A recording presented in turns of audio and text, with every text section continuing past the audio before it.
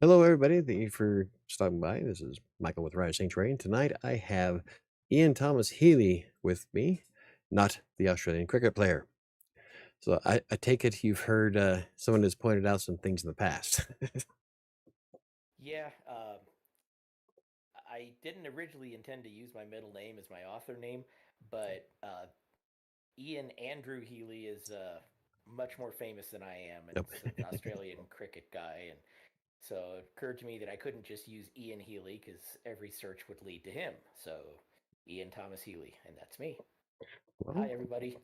you could also play on that, though. People searching for him would have saw you. Anyway, um, Sam says hello. Okay, so right off the bat, so you're the creator of the Just Cause universe, and you've written a lot of books for it, like extensively. Why did you decide to create your own universe and a slew of the superheroes? Well, it's actually kind of a funny story is that I didn't start out intending to write superheroes. I started out intending to write Star Wars.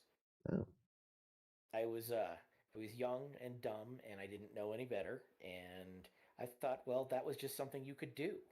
yeah. So I wrote a Star Wars book and proceeded to pitch it to the editor of the Star Wars line. Again, I didn't know this was not the way you were supposed to do things. I mean, this was Yeah. probably 22, 23 years ago. So I sent in my query and pitch, and what she should have done was nothing. Yeah. But what she actually did is respond to me and said, I'm sorry, we don't accept unsolicited submissions, but thank you very much. And she probably thought that'd be the end of it. Again, I didn't know any better. So I replied and said, well, what do I need to do to get asked? And she responded again and said, "Well, you have to be a writer, a popular writer with the kind of stories that would appeal to the Star Wars audience." Mm. So instead of walking away sad Hulk piano music, I basically said, "Well, fine, I'll show her," and uh, decided, well, the next thing I would write would be a superhero novel because at the time I was involved very heavily in a role playing group, and I was running superhero games and playing in superhero games and just loving the heck out of it. So I decided to write a story based on one of the characters I played in a setting I created specifically for the superhero game, and that eventually turned into the book Just Cause about Mustang Sally. And from there, the series has grown um, to 26 books by two different authors. I am currently working on the 27th book. And um, as far as the editor of the Star Wars line, I actually got to meet her at a conference a few years down the road Yeah. from when I originally pitched her, and I got to thank her in person and said, you were really inspiring to me for uh, responding to me in your emails and encouraging me to go off and do my own thing. And she didn't remember me. I wouldn't expect her to. I mean, Yeah. Star Wars, right? Yeah. So, um, yeah, so that's where the Just Cause universe came from. And then I actually did eventually rewrite that first Star Wars book into a non Star Wars book and published it, and it's available for sale in my catalog. Nice. Well, cool. And so, do you is all the books I guess or I take it are connected to the Just Cause universe?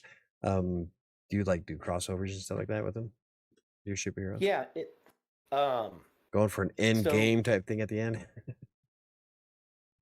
they're all standalones, and that's been by design from the beginning of the series because I knew it was going to be sort of a long open-ended series because I've always got three or four ideas I'm kicking around besides the one that I'm working on. Yeah. And um, let's face it, any series that long is pretty intimidating to a casual reader who's coming into it for the first time. So if you tell people, well, you can start anywhere you want.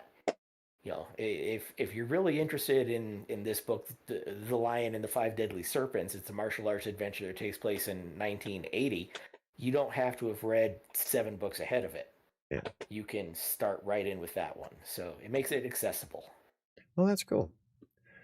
Um, so what is Local Hero Press? And I see that you have a growing collection of authors and titles, and that's the local press that you have going on right now, right? Here in Colorado?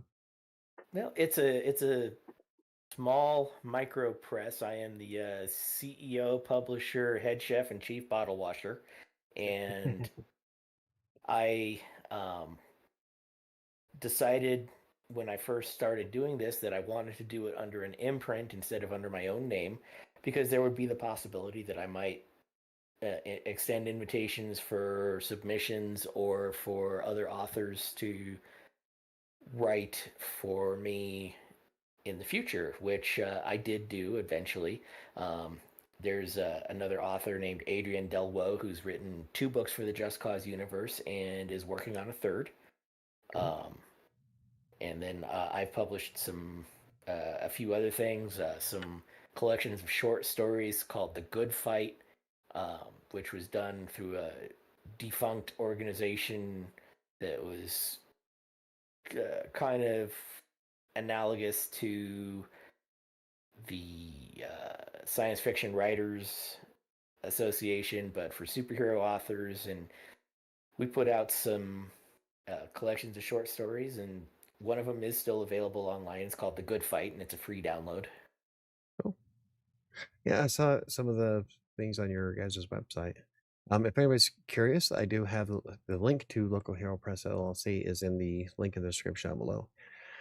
Um, have you ever done like a signing or anything at Mile High? Because seems like it would be almost like the perfect fit for what you do. I actually have been at Mile High Con several times. It's been a couple years since I went back because it was actually pre-pandemic was the last time I was there. Mm. Um, the main reason that it's been so long is that I was kind of saturating the market because the last year I attended Mile High Con, there were 4 cons in one year in the same hotel, Oh yeah. and it was the same group of people coming to each one. And I do write books pretty quickly, but I don't write fast enough to support new material in 4 cons in one Oh year. yeah. So For once. yeah, but Well, I do a lot of cons around the area. I'll be in Mesa County, Grand Junction, 3rd week of September. 1st week in November, I'll be at Southern Colorado Comic Con in Pueblo. Um, and I'll be at some other events around the area. I actually have 6 events scheduled in the next 12 weeks, and I just got my inventory and I'm ready to go. I'm excited. nice. This is you'll be with me at Read Between the Stars, right? That's the one Just, that's at D3 Arts here in Lakewood, Colorado. yeah, Um, I'm looking forward to that. oh, me too. It's the first time I've ever been to one, so I'm like, I'm gonna have to ask around what to do because I don't have any idea. So it's got to be an adventure. But you had done quite a few. That was actually one of the questions I want to ask. You you said that you can't write fast enough for the 4, but on average, how many conventions do you do, fairs do you do per year? Well, I really like doing small events. It- you know, the kind of thing that is almost like a neighborhood type event. Mm, Um, because I like to chat with people. I mean, when you've got so many books on your table, um, it's easier if I can talk to people and find out more. What do you like to read? What kind of stories do you like? When you're at some place like Pop Culture Fest, which I did one year, um, there are so many people there, and they're just running from thing to thing because they just don't want to miss any of it. Yeah, you don't have a chance for that personal interaction that you get with a smaller event. So I'd say I might do 12 events a year, maybe Oh, 10 to 12. nice. And how do are they worth it for you? I like for me going to Read Between the Stars. I'm not expecting to sell out or anything. My goal for this is the experience. I like to talk to other authors. I like to talk to people. Um, on that basis, what has been the most productive for you? Um, well, Grand Junction is definitely the most my biggest event by, and it's not even close. Um, every year I've gone to do it. It's been a 1 day event. This year they're doing all day Saturday plus a short Friday event. But you'd get there and you get set up Saturday morning, and then they'd open the doors and it'd be like cattle call because it's the only event on the western slope. So anybody and everybody who has the remote interest in anything related to comics and art and science fiction, fantasy, and books and all that, they come to it. Hmm. So it's certainly the busiest event I've done outside of Denver, but it's also one that I sell really a lot of books at, and it's one I look forward to every year. It's a real high point. Yeah, awesome. Real quick, I've got Studio 1209. Hello from Maryland. Love what you do here. Started using Readsy a year ago. Came up with upon your channel. That's I do a lot of stuff for Readsy. It's a writing app that I completely love. In fact, I'm writing my third book on it. Let's see. Sorry, I'm late. Did you ask about Battlecry being a deaf hero? Love the name. He's in the extension event book. Damn it, Max. Hold on.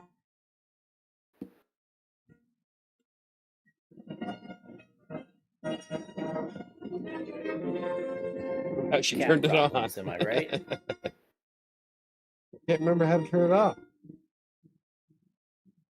There we go. I'll just do that. There we go. She stepped on the Millennium Falcon. Anyway, okay, so Neo asks about Battlecry being a deaf hero. Love the name. He's in the Extinction event book. I'm not sure what she's asking It, about. well, Battlecry is one of the main characters in Extinction Event, and I wanted to write a deaf character for a while, and this seemed like a good opportunity to do so. Anytime I do one of the larger event books like Extinction Event or Arena is another one of the big ones, or Day of the Destroyer, I like to introduce uh, some new characters and as well as some that have been in the universe for a while, so people get the opportunity to make new friends. Um, I've got a friend who is deaf, and um, we've we chatted a lot. Not during Extinction Event. We've kind of lost touch a little bit. It's been a while, but I thought that having a character who was deaf, for one thing, would be a challenge to write Mm, because I mean, I listen to music, I take set cues from sound all the time, and I wanted to explore what it would be like to write that for somebody who doesn't have that, and ways to um, use technology around instead of just the cheat of a superpower mm, to allow for communication with people who um, don't sign or don't um, read lips or things like that. yeah. Um, I actually really enjoyed getting to watch the Marvel series Echo Mm. about a deaf character, and I got a lot of insight from that as well. Oh, nice. Um, everybody's all musical cat. Never heard it work. Best interruption ever. I think it's kind of comical that she turned on the Millennium Falcon as you were like at the very beginning when you said that you were writing Star Wars at first. Well, it's the taste of it. Yeah. Let's see. So I was gonna continue on with um, the local hero press thing real quick. Do you take submissions, and does anybody have to live in Colorado? At the moment, I'm not open for submissions, and um, the main thing, the main reason behind that is that Local Hero Press is fully self-funded. Mhm. I don't have a Patreon or a Kickstarter, although there's something in the works, but we can talk about that later. Um, Okay. it's funded strictly through sales of books. So um, if I wanted to open it back up, I'd need to be in a position where I could pay in advance on royalties because I feel very strongly that authors need to be paid, and I don't ever want to be that guy, that publisher who turns up in a you know writer beware column. Hey, this guy's not paying authors anymore. So I don't ever want to be that guy. So if I can't afford to pay somebody, I don't want to bring them on and publish their work with the risk of not being able to support Yeah, um, the expenses. well, So that's very laudable. Let's see. Um, Neo asks, "How did you come up with Ebony and Ivory?" That's a song, isn't it? it, so wow, that's referencing a short story I haven't thought about in a long time. um, We will find it all about you. yeah, so uh, a very dear friend of mine, Allison Dixon, who I co-wrote a book with, and who I have known since our blogger.com days, to give you an idea of Nice. how long that's been. Um, we had this running joke about a character called Ebony Boneshaft, that we were going to write about Ebony Boneshaft this and Ebony Boneshaft that, and then one day I just went up and did it. Yeah, nice. Um, let's see. I saw that you created a workshop for writing better action through cinematic techniques. I often think cinematically when I write. In fact, Tom Bromley from Reedsy um, liked the aspect that that's how I visualize when I'm writing virtually anything. As I'm like thinking, how is it going to look if Netflix picks it up? So, do you still? Oh, actually, Neil just asked us, do you still do those workshops? Because you do have the book available on Amazon and Kobo, I think, right?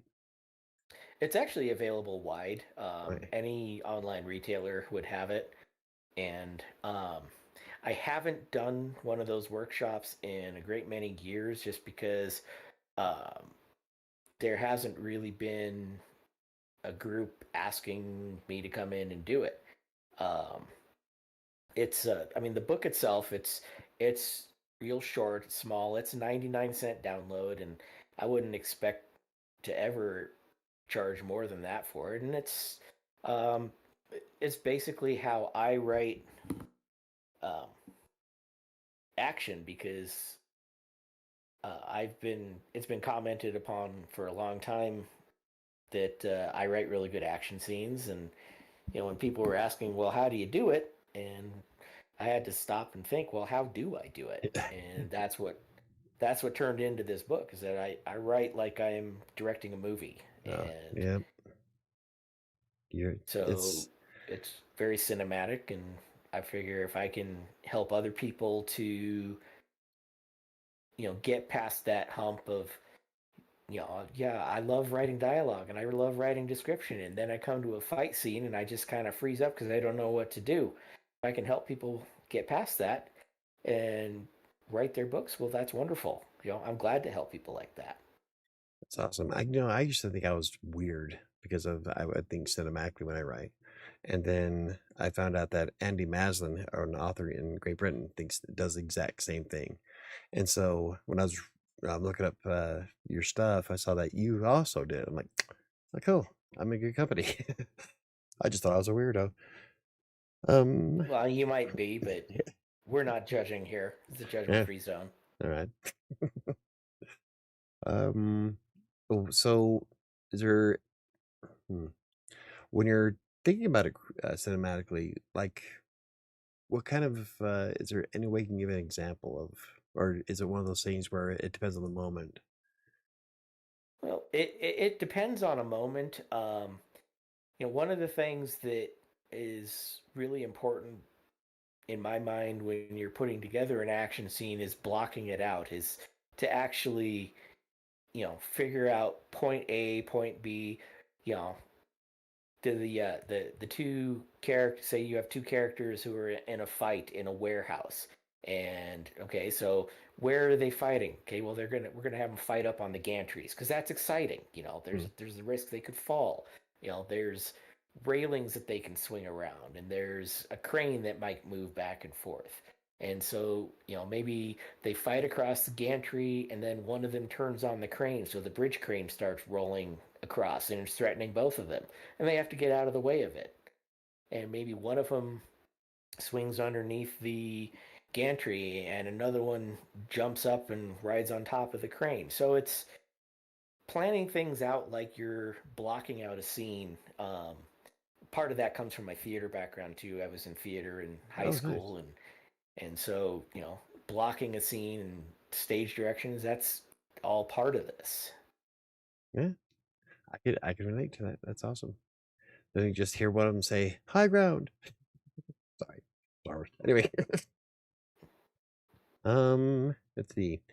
And then the book is available on it's wide, right? Guys, I've seen it on Amazon, and when I was looking at Kobo, do you have it like on Barnes and Noble Press and all those other Yep. ones? Or, Barnes and Noble, iTunes, Smashwords. I mean, if it's on Smashwords, so it's everywhere that Smashwords distributes to. awesome. Um, let's see, and that includes the. Do you have an audiobook of it as well? Because you're on I Audible too, right? I am most of my stuff is on Audible. That is one that is not. I haven't really felt like it's the sort of book that lends itself to an audio edition. I mean, I maybe it doesn't strike me as something that would make much sense in an audio version.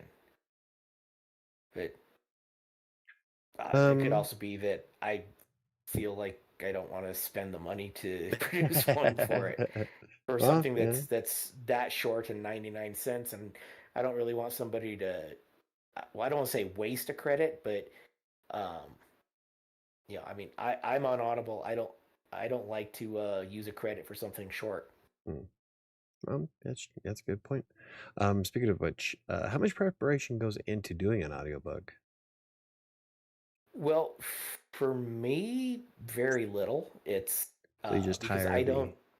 Yeah, I don't do my own narration because I have a weird voice and I stammer, and uh, I don't think I sound good on a recording. I'm gonna probably come back to this video sometime and it's just gonna be cringe. So Oh, we all feel that about ourselves.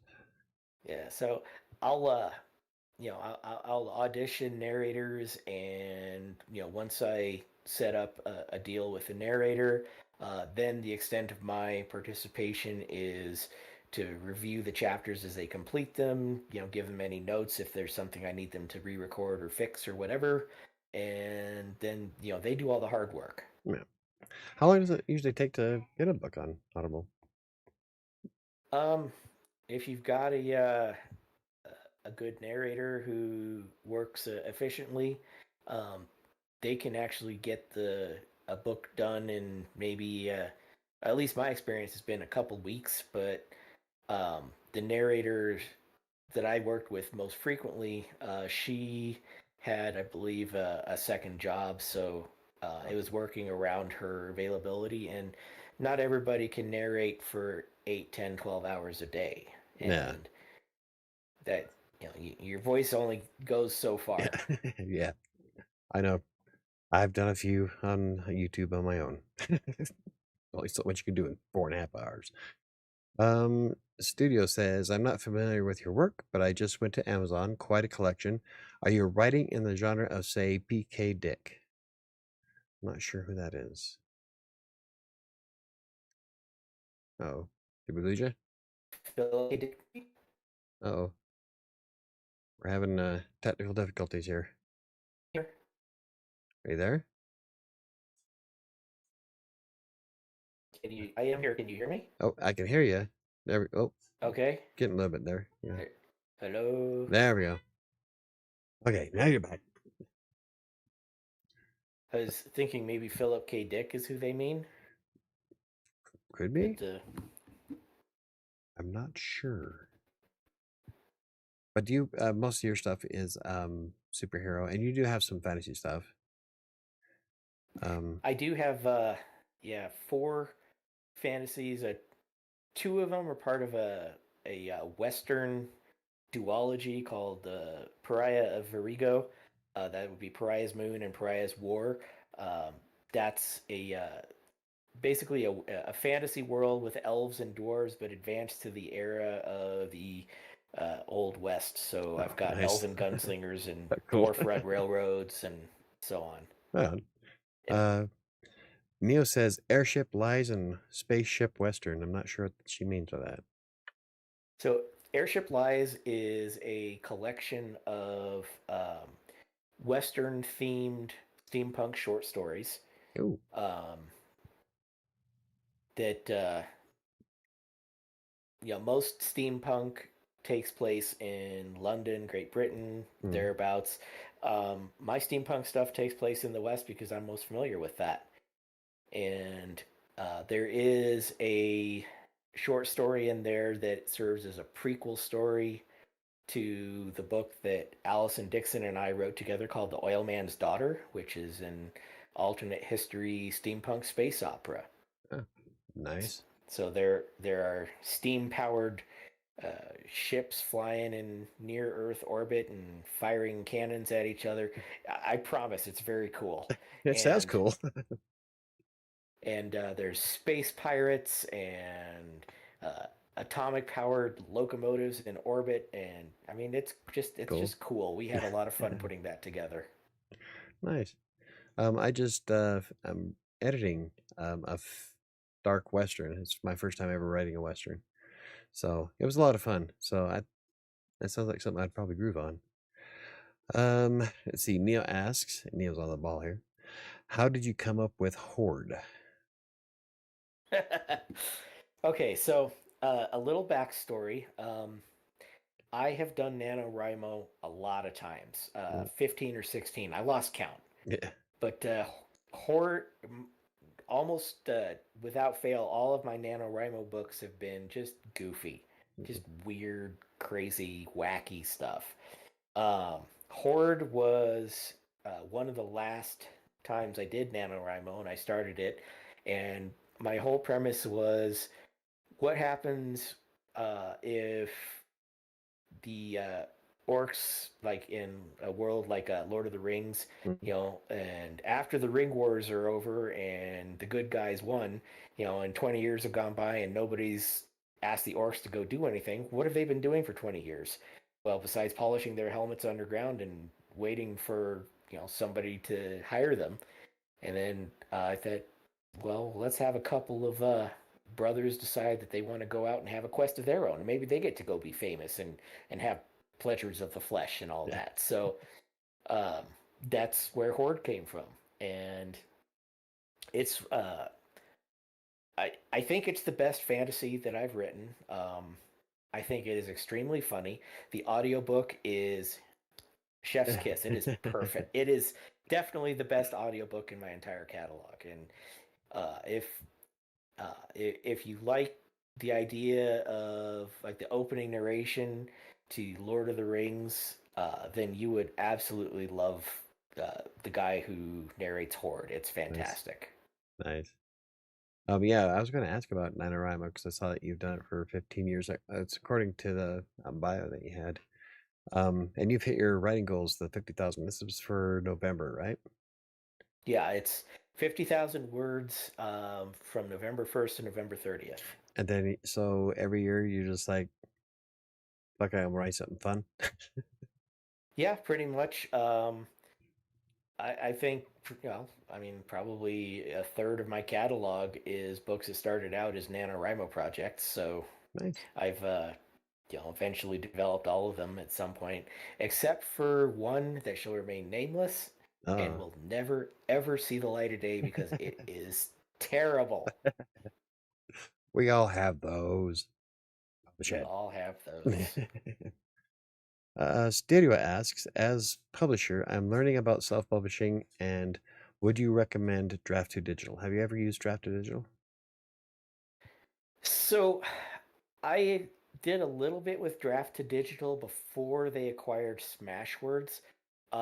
This would have been several years ago, and at the time, I found it kind of a complicated process, not very intuitive. I like the Smashwords setup a lot better.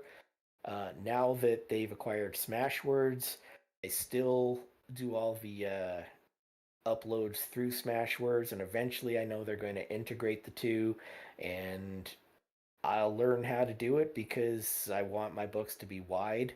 I don't sell a lot of stuff outside the Amazon universe, but I want to be able to. Yeah.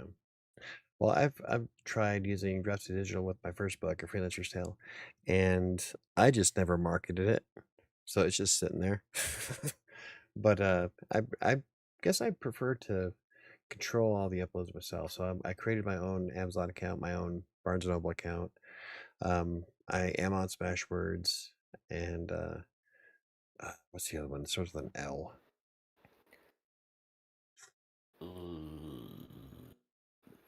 Uh, I don't Lulu? know. Oh, there you go. Yeah, I think so. Yeah, it might be it. Lightning Source? That was like a long time ago. Lightning Source, maybe? I think it was. I think it was.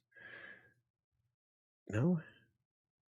Anyway, so Anyway, I plan on trying Ingram Spark eventually, but um, I've with using Drafted Digital, it's not too bad.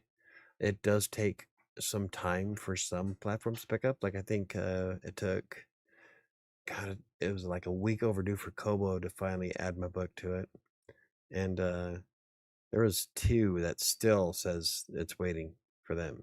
So whatever. But Drafted Digital isn't too bad to use. I've never used Smashwords for mass production or for getting everywhere, so I'm not sure how it compares. But yeah, I've been doing Smashwords for years, and I'm comfortable with the process. The Smashwords has more. My experience has more stringent requirements than Amazon does. mm, So I know that anything that I put together that passes Smashwords vetting process, I know will be okay on any other platform. well, there you go. Hope that helps you, studio. I know I wasn't very much help. Okay, Neil, on your ribbon of heroes, you don't mention retired hero Crackerjack aside from Posse. Is he in any other Just Cause Universe series? Crackerjack's been in a bunch of books. He's in the very first book, Just Cause. He features prominently in the first, I know, Just Cause, the Archmage.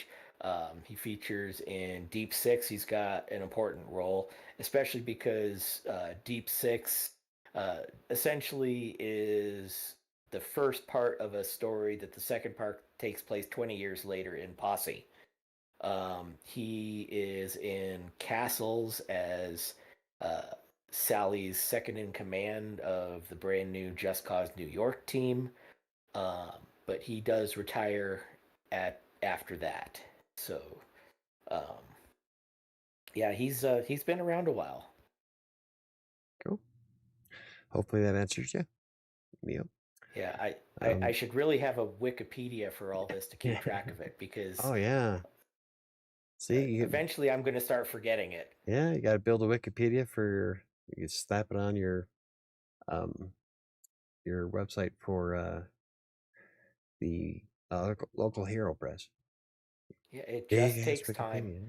and I have so much time. Don't we all? Um. Okay, so you are. Let's see. I've already covered that one. Did that earlier. Um. Yeah. All right. Let's see what we got here. With your so anybody can just pick up a Just Cause series and just start reading it. You don't have to do them in order. Is there any series type layout that you have on any of your books, or are they just all of them? You can just jump in whenever. They're all intended to be read as standalones. There are kind of story arcs that follow through certain books, and I can always tell people about that. There's the Mustang Sally trilogy, which is her coming of age. It's Just Cause, the Archmage and Champion. There's what I call the New York trilogy, which is Sally as commander of Just Cause New York in Castles, Tusks, and Arena. Destroyer's got an arc from Day of the Destroyer, Arena, Destroyer of Earth. Um, Jackrabbit has his own arc. And then the most recent, um, sort of the new focal point character of the universe is La Capitana, who is a young um, superhero trainee. She's as of the third book in really the fourth. Extinction Event would be considered the fourth book with La Capitana is in it. She's a sophomore in high school. Hmm. So as a parent, I've got to watch her grow up the way that I got to watch Mustang Sally grow up as the previous generation hero. Oh, fun. Um, and that's with Just Cause. Do you have any other series on any of the other books that you write? I mentioned the Pariah of Virigo, which is the two book series, Pariah's That's Moon and the Pariah's War. that's the Western one, right? Right. Yeah. Um, the yeah that's the only real official series, I would say. I mean, Horde and Roast Wyvern and Other Recipes, which is another fantasy, they both take place in the same world, but they're not related to each other. I guess I tend to want to write standalone stories, and sometimes they just happen to exist in the same place. Cool. Um, Neo just asked, did Ian talk about roast wyvern before I came in late? What is roast wyvern? As soon as you said it, it like made me laugh. So, yeah, I'm a foodie. Um, I'm not a small guy. I like to eat and eat more, and Yeah. I love to cook. And um, I wanted to write a story about a non-traditional quest with a non-traditional hero, and it went back as so many things I write do to something that happened in a role-playing game I was in, where we had an NPC chef who wound up fighting alongside of us with a cast iron pan, and um, just we got attacked while we were camping, kind of thing. And that always stuck with me, as it was just crazy fun, and I was like, I should write something like this. And so uh, I thought about, I had the character in mind for Chef Muffin long before I had a story in place, and eventually uh, I found her story and her quest to find the ingredients for this specific recipe that she's been hired to create for a wedding feast. And uh, it's uh, it's it's another funny character-driven book. It's maybe one of the least actiony books I've ever written, um, just because it's not a traditional hero. She solves problems by cooking. Yeah. You know, she gets them out of a situation with some trolls early in the book by making soup for them. Yeah. Whatever works, I guess. Yeah. Yeah, that sounds like it'd be a fun book. Let's see. Sam asks, maybe I missed it, but what age group are your books geared towards? So, Neighborhood Watch is part of the Just Cause universe, and I wrote that book specifically because I had been going to cons for a couple years and found that I was having to turn away a lot of younger readers and parents who were looking for books for their younger readers because most of my stuff is going to be YA and up. Some of it's just really not appropriate for kids at all. Mm. And I wanted to write something that, if someone comes up and says, I've got a fifth, a sixth grader, do you have anything for them?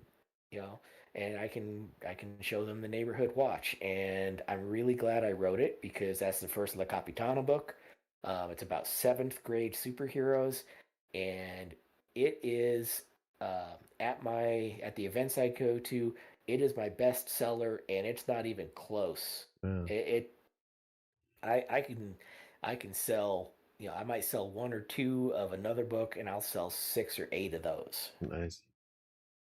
Fun. Let's see. Jennifer asks, I love the complicated moral struggle in Tusk. Do you write emotional experiences into your books that you've seen or had in real life? I mean, I think all writers do that to an extent. I did. You, you know, I'm writing stuff that is, um, you know, pretty far out for the most part. Um, but at the end of the day, I'm writing about human beings, and well, I mean, except when I'm not.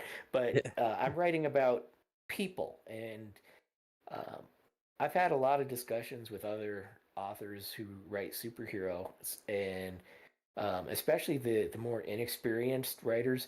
Well, the first thing I'm going to come up with is the superpowers and the costume, Yeah. and you know, my characters at the end of the day, being a superhero is a job. It's not the sum total of their existence. They have good days. They have bad days. A bad day at work for a superhero might mean that somebody dies. It might mean that a you did some damage to something that's going to require mitigation to come in and fix it.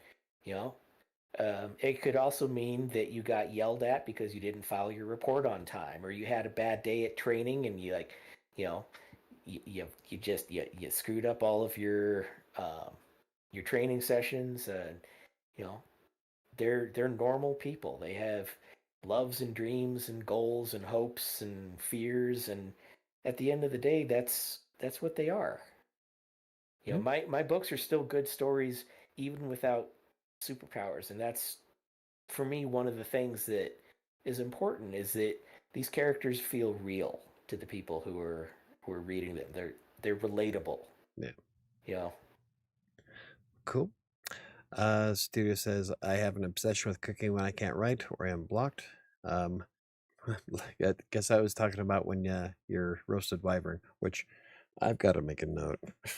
I might have to buy that one. Hold on, give me just a second. All right. Yeah, most of my stuff is too dark for kids. I get a little gory. Anyway, Studio asks, what writing platform do you prefer? As far as like software that I use, Yeah. I'm a I'm a big open source proponent. I use a Linux version called Ubuntu as an operating system. Yep. I use OpenOffice or LibreOffice, Woo. which is free office software. I use GIMP, which is a graphics program to produce my book covers and things like that. So yeah, I write on LibreOffice. I'm comfortable with it. It's like writing on Word without all the extraneous garbage, Yeah. and it's very friendly for creating EPUBs or PDFs or whatever I would need. It's friendly with graphics. I don't have to worry about moving a picture a 16th of an inch and destroying an entire document the way that it happens in Word. I can Oh yeah. I can do that. I'm actually in the process, and I had mentioned this earlier about an upcoming Kickstarter. I'm in the process of developing a world book for the Just Cause universe for the tabletop role playing game Prowlers and Paragons, which is a superhero RPG. Oh, and I'm fun. in discussions with the system designer for that, and in the process of producing the world book. Nice. Yeah, when So you get more, part of that, yeah. yeah, when you get more done with that, yeah, let me know. I'll have you on again. We could talk Oh, about it and that'll link be, it yeah. out. I'd love to. It's the Just Cause universe, as I said, came out of gaming, and Yeah. so it's everything's kind of coming full circle, and it's going back into uh, making it more accessible for gaming for other people. Oh. See, now this is the interview that my son should be watching. My son, I have a 25-year-old who is trying to write, and he views everything as a role-playing game as well. And so he can build all these elaborate worlds and stuff. So I bet he would really be interested in something like that and seeing your like. Do you have any plans on maybe writing a book about going from point A to point B and how you created the whole thing? I mean, I suppose I probably could at some point. It's not something I've honestly given any thought to. I mean, there are so many books out there about how people write and things. I don't know that I would have much to add to that. Well, more of not necessarily that, but more of being able to go from uh, creating your Just Cause universe to turning it into a role playing game. Hmm. So I don't know. That almost feels like a book somebody else should write. Just thought I'd ask. Um, let's see. Sam says, "I love that you have your books on Audible. You feel like it helps." Um, did I read that right? Yeah, I did. Okay. I love that you have your books on Audible. You feel like it helps more people enjoy your stories than if they were just books. Yeah, like Sam, I know Sam, she'll listen to audiobooks all the time in her car. So, just out of curiosity, do you get more reads on Amazon or more plays in Audible? So I don't track reads on Amazon because my stuff's not in KU. Ah, So I think more people ultimately read the books and listen to them, but I make them available because I resisted releasing audiobooks for a long time. I just didn't think, why would I do an audiobook? I spent all this time writing it. But eventually, um, I said, you know what? I'm just gonna try it.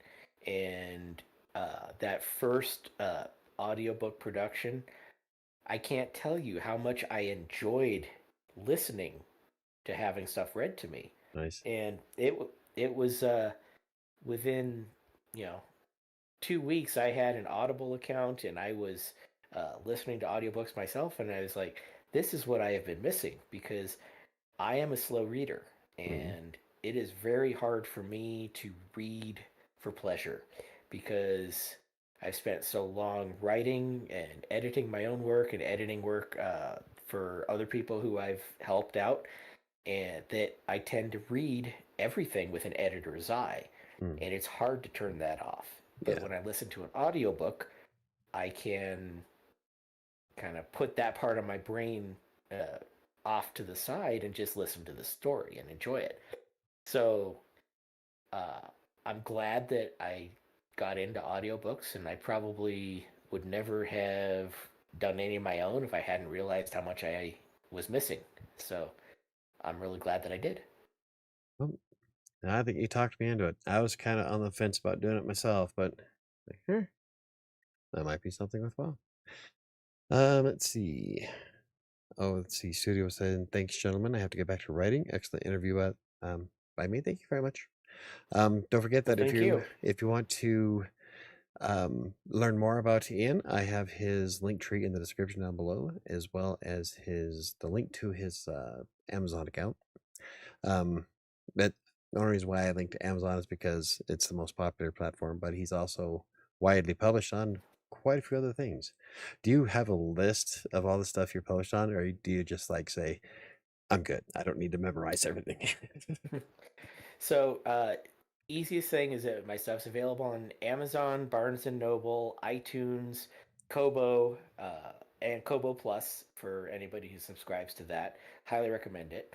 Smashwords distributes to darn near everybody. Yeah.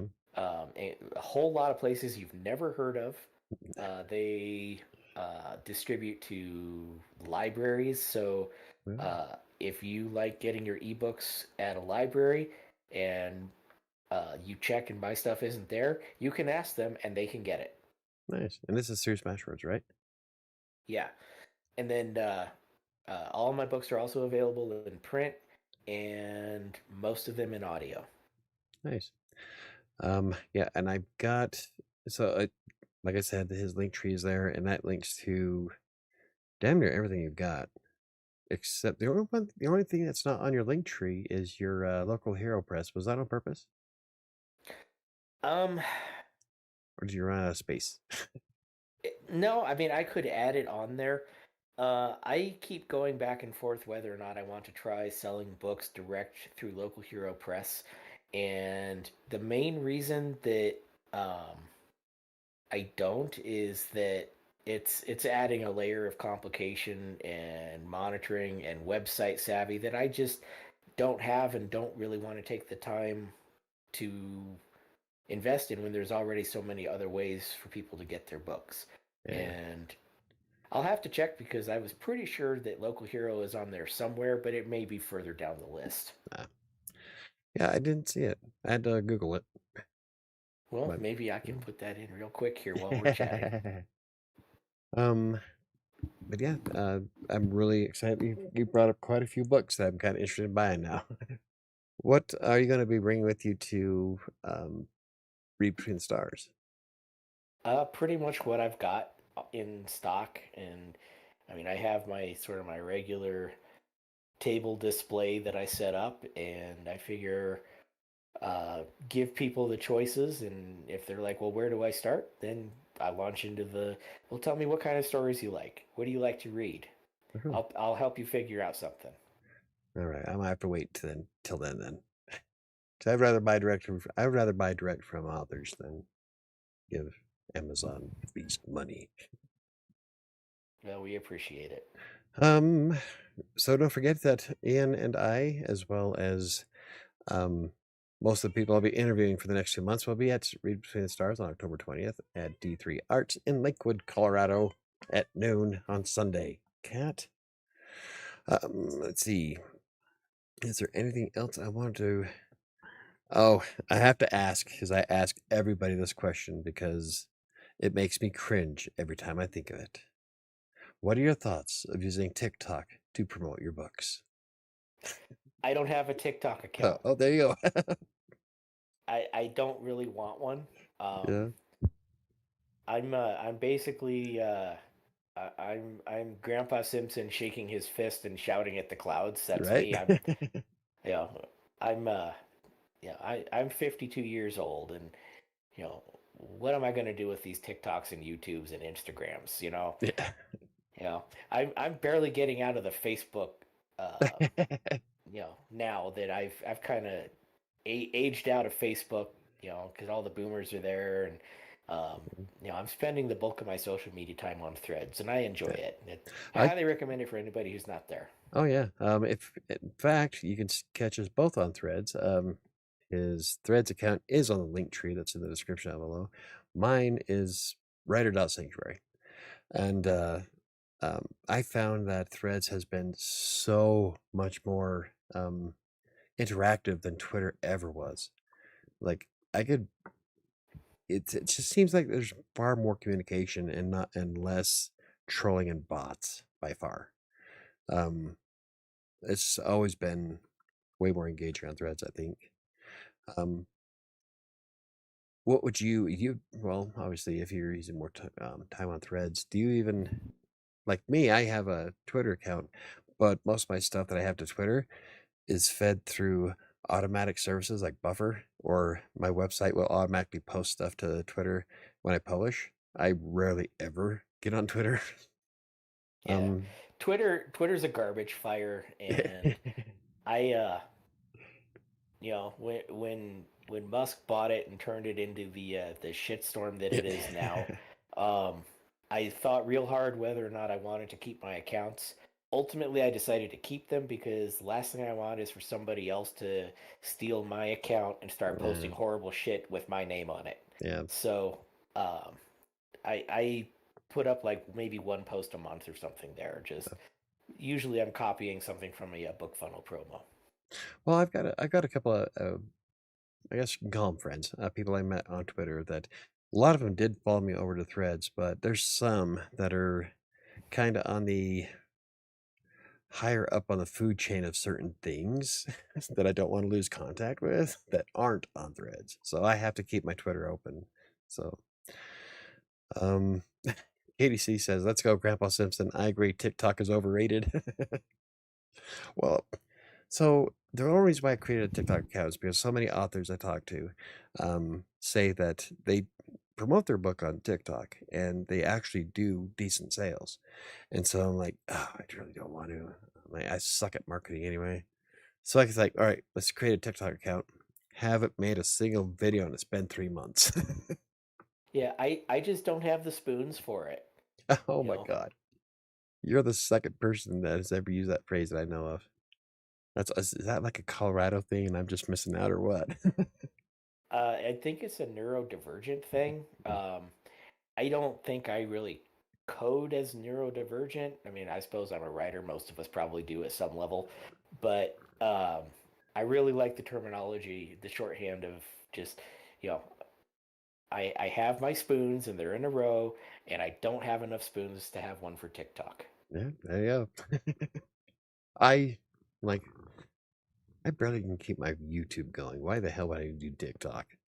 But um a funny thing is one of the authors I interviewed at the beginning of the year, uh he was doing TikTok shirtless and was making mad sales.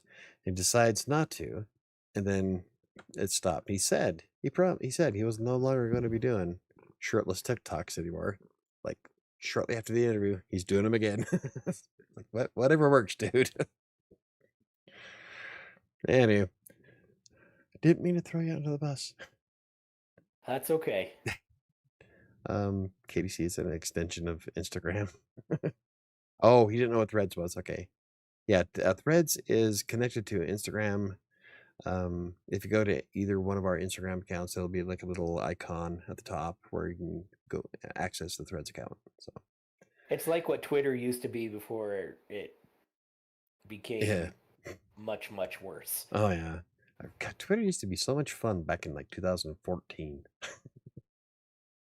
Jennifer says, tell him to look up the matchstick theory, which is one more fun step up from spoon theory.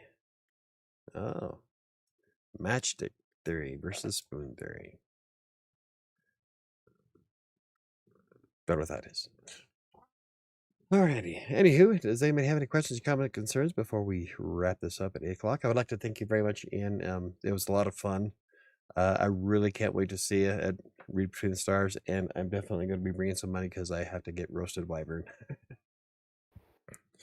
Yeah, hopefully I'll have a few copies left. Like I said, I've got a couple events ahead of that, but um, yeah, I'm looking forward to it.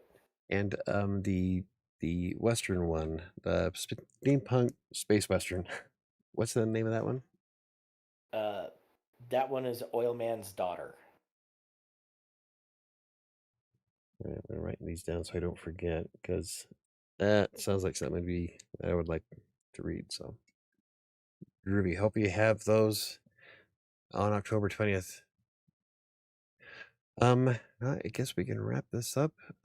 Thank you very much again. Don't forget that please, uh, as soon as you get your Kickstarter going, let me know. I'd love to have you back on the show. We can talk about it because that sounds like a lot of fun.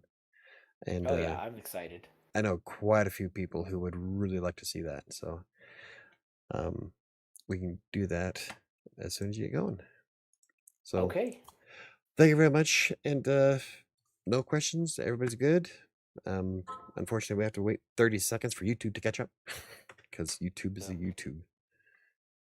Well, And you know thanks what? for having me on. I You really are, appreciate it. It was a lot of fun. oh, you are very welcome. It was, and you know what's great is that you helped me figure out my sound issue. So now, like, I figured out why all the authors were so quiet. and I'm not going to tell you why because it's stupid. So, We're all introverted. We're just, heads bowed over our notebooks and laptops. So, yeah, yeah. Um, okay, so I guess that's good. Okay, thank you very much. Don't forget that you can catch Ian's all of his information is in the link tree in the description down below. You can catch him on Threads at Ian Thomas Healy, right? That's just all one word. yep. And his books are everywhere, including Audible. So if you want to start up an Audible account, I know that when you first start one, you get a free, I think it's a free listen or a free track or something. Yep. So, And there's a bonus for the narrator and author if the first book you download is one of theirs. So uh, well, it'd be great if you downloaded one of mine. Colorado doesn't allow the that type of bonus apparently, but my narrators would still get paid, so that's wonderful. God, you think we'd be with how progressive we are. I don't know how it works. Mm, I don't make the rules. Nobody consulted me. It's Amazon. All it needs to be said. Alrighty, well, thank you very much for stopping by, and I'll catch you when you get your Kickstarter going. All right, sounds good. Thank you. All right, you're welcome. You have a good evening. You too. Bye bye.